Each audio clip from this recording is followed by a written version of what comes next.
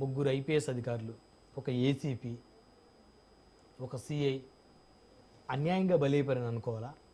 లేకపోతే ఇక్కడ తెలుగుదేశం పార్టీ కావాలని వారిని వేరే వేరే కారణాలతోటి ఈ రీజన్ చూపించారు అనుకోవాలా? ఇప్పుడు సిఐడి చెప్తున్నటువంటి దర్యాప్తు చేసి ఇస్తున్నటువంటి నివేదిక, ఆ రిపోర్టుకు సంబంధించిన అంశాలు, ఇప్పుడు సీనియర్ జర్నలిస్ట్ కృష్ణాంజలి గారు చెప్పినటువంటి అంశాలు. సార్, కృష్ణాంజలి గారు చెప్పిన దాంట్లో కొన్ని వాస్తవాలు ఉన్నాయి, దాంతో ఏకీభవిస్తా. కొన్ని విషయాల్లో ఆయన మాటలతో ఏకీభవించట్లే, అది కూడా నేను చెప్తా. సార్, ప్రాథమికంగా ముందు ఏదైతే ఈ కాదంబరి జత్వాని మీద కేసు పెట్టారో దాని మీద ఈ దర్యాప్తు జరిగింది. ఈరోజు సిఐడి ఈరోజు నిన్న అది ఛార్జ్షీట్ వేశారు. సార్, దాని గురించి మాట్లాడదాం. సార్, మామూలుగా కేసు ఏం పెట్టారు సార్? 120B 420 అంటే కుట్ర, మోసము, దాంట్లో క్రిమినల్ కాన్స్పిరసీ రకరకాలుగా పెట్టి అసలు ఉన్న ఫలంగా ఆమెని తీసుకువచ్చి ఒక ఐపీఎస్ వస్తా, దాన్ని కూడా వస్తా నేను. సార్, ఇప్పుడు ఏంటి వీళ్ళు ఫైనల్గా ఏం తేల్చారు? దీంట్లో 384 సెక్షన్ మాత్రమే ఉంది, దాంట్లోకి దాన్ని ఏమంటారు, బెదిరించి వసూలు చేయడం అన్నారు.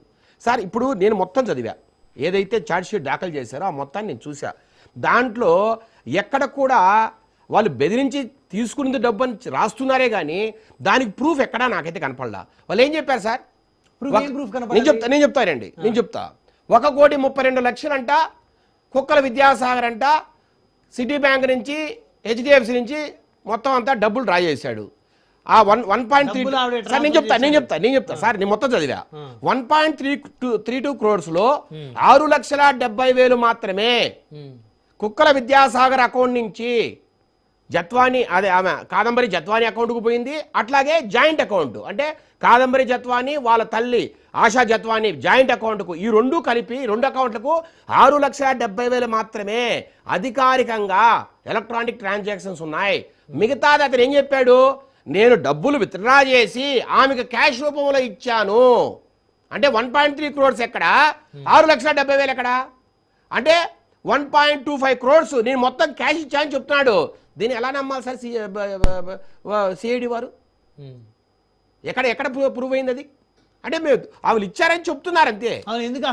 నేను అదే సార్, అంటే ఊరికి వస్తా సార్ రొమాన్స్ అంటే ఊరికినే ఒక మంచి అందమైన అమ్మాయి, ఒక డాక్టరు, ఆమెతో ఎంజాయ్ చేయడం, రొమాన్స్ చేయడం ట్రాప్ అయింది సార్. ఇప్పుడు ఊరికి వెళ్ళాడా అంటే ఈయన అందచందాలు చూసారా? కుక్కల విద్యాసాగర్ అందచందాలు చూసిపోయింది ఆమె. మనోడు చూసాడు ఎలా ఉన్నాడు, ఆ కుక్కల విద్యాసాగర్ చూసాడు ఎలా ఉన్నాడు. 2014లో ఈయన మళ్ళీ అసెంబ్లీ అభ్యర్థి వైసీపీకి, కృష్ణా జిల్లా నుంచి వైసీపీ తరఫున 2014 పోటీ చేశాడు. అంటే ఈయన పెద్ద అందగాడా?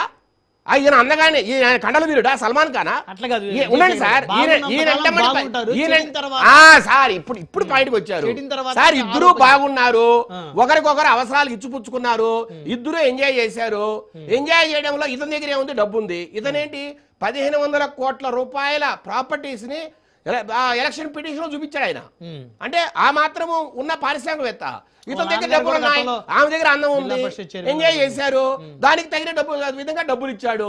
ఇక ఎక్స్ట్రాక్షన్ ఎక్కడుంది? ఇక్కడ బెదిరించి వసూలు చేయడం ఎక్కడుంది? ఒకవేళ అనుకుందాం ఆమె ఇబ్బందులు ఉన్నప్పుడు లేదు నాకు కావాల్సిందే అని అడిగింది, లేదు ఇబ్బంది పెట్టే మాట్లాడింది అనుకుందాం సార్. దాని ఏ సెక్షన్ కిందకి రావాలి? 384 అంటే బెదిరించి డబ్బులు వసూలు చేయడం. అంటే దానికి ఎంత శిక్ష? 3 సంవత్సరాల లోపల. ఏం చేయాలి పోలీసు అధికారులు? ప్రాథమిక విచారణ చేయాలి, అసలు దీంట్లో సమస్యలు ఏంటి, ఆమెకి 41 year నోటీస్ ఇవ్వాలి, ఆమెను పిలిపించాలి, పిలిపించి విచారణ చేయాలి. ఆమె విచారణకు సహకరించకపోతే అక్కడున్న పరిస్థితులు బట్టి అప్పుడు అరెస్ట్ చేయాలి.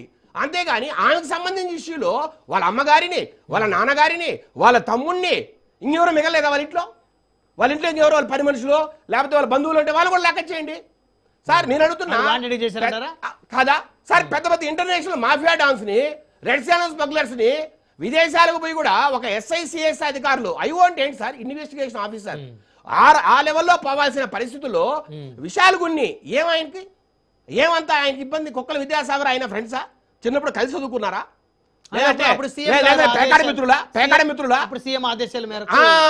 ఇప్పుడు పాయింట్కి వచ్చారు అంటే రాజకీయ అవసరాల కోసం, వ్యక్తిగత కక్షల కోసం, ఆర్థిక అవసరాల కోసం, స్నేహితం కోసం అప్పుడు ఆదర్శవంతమైన ముఖ్యమంత్రిగా ఉన్న జగన్మోహన్ రెడ్డి గారు ఆదేశిస్తే పోలీస్ ఆఫీసర్లు పెద్ద పెద్ద సీతారామాంజనేయులు గారు ఇలాంటి వ్యక్తులు చెబితే సార్ కేసు పెట్టింది ఇప్పుడు సార్ ఫిబ్రవరి 2వ తేదీ 6:30 మార్నింగ్, ఉదయం 6:30 ఫిబ్రవరి 2వ తేదీ పెట్టారు.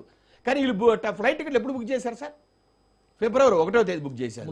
అంటే ఒక 2 రోజుల ముందే అందరిని కూర్చోబెట్టి, ఇదిగో విశాల్గుండి నువ్వు ఫ్లైట్ టికెట్ బుక్ చేసుకో, రెడీగా ఉండు, నువ్వు పో. అయ్యా కుక్కల విద్యాసాగర్ నువ్వు పోయి కేసు పెట్టు. ఇంకా రకరకాలుగా అందరూ పనిచేసుకొని అన్ని టాస్కులు మీ ఇష్టానుసారం మీరు ప్రవర్తించారు కాబట్టి మీరు సస్పెండ్ గురయ్యారు.